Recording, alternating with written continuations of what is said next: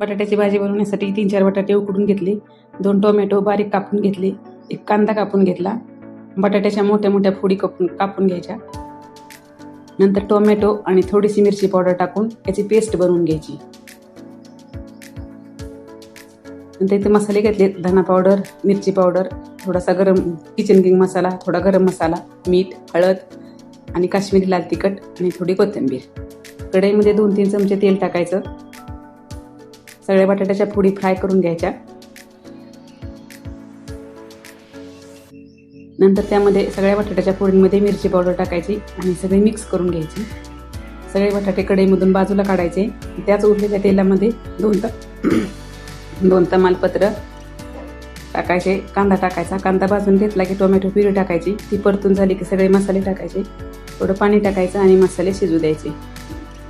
मसाले शिजले की थोडी दुधाची साय टाकायची 2 चमचे आणि ती मिक्स करून घ्यायची. नंतर 1 कप पाणी टाकायचं आणि झाकण ठेवायचं.